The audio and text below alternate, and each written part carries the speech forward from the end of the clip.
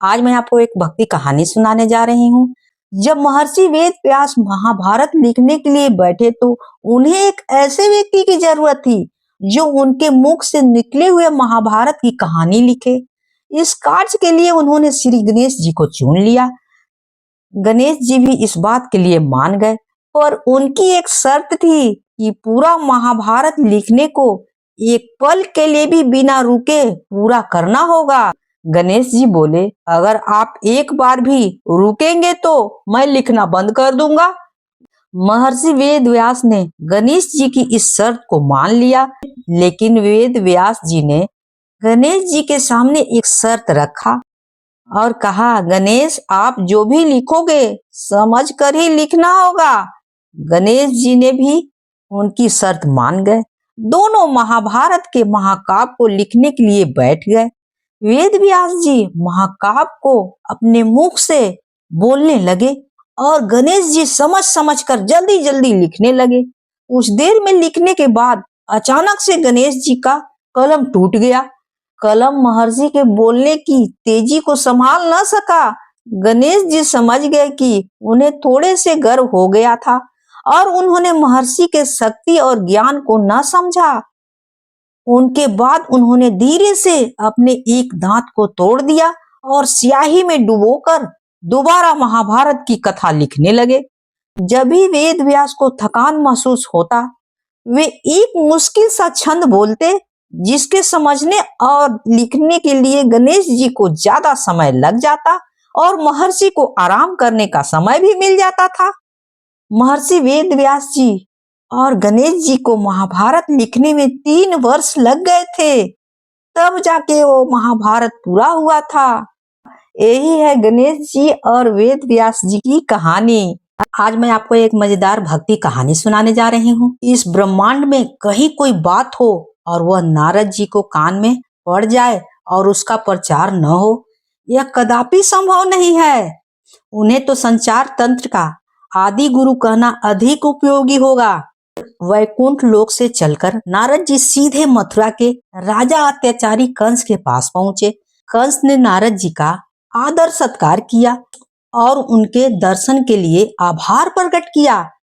कुछ पल शांत रहने के बाद नारद जी ने कंस से कहा, राजन अब अत्याचार करना बंद कर दो, क्योंकि तुम्हारा वध करने के लिए तुम्हारी बहन देवकी के गर्भ से 8वीं संतान के रूप में स्वयं नारायण अवतार लेने वाले हैं, समझे?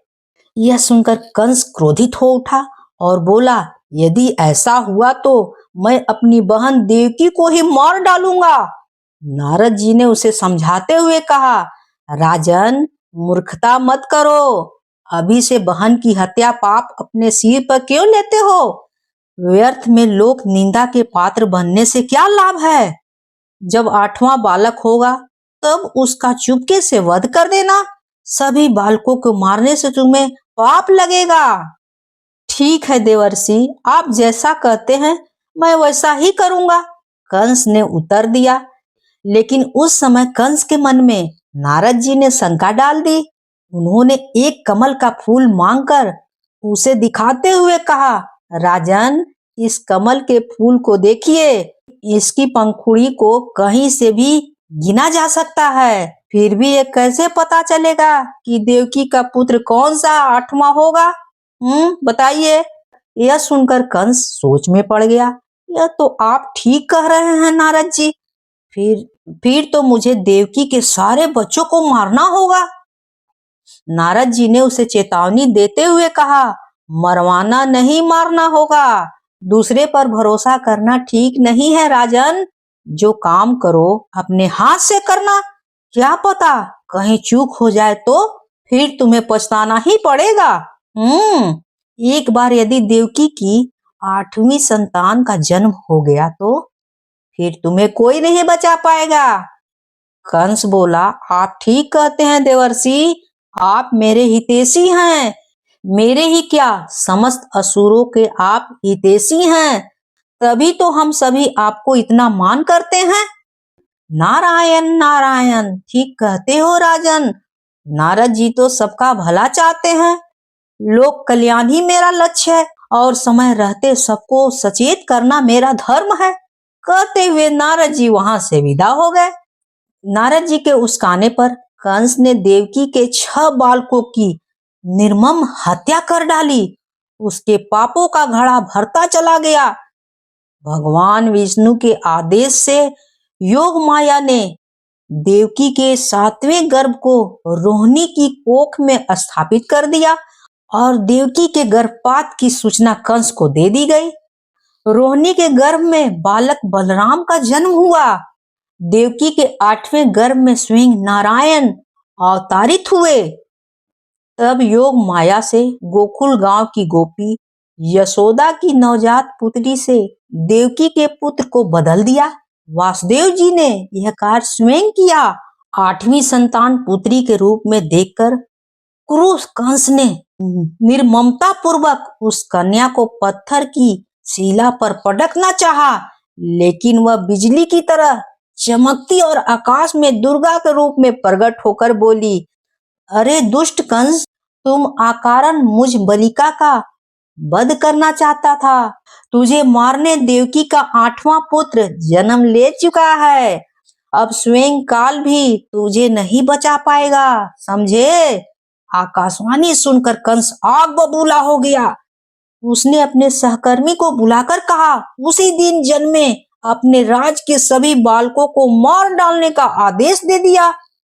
परंतु वह यशोदा की गोद में खेल रहे बाल कृष्ण तक नहीं पहुंच पाया।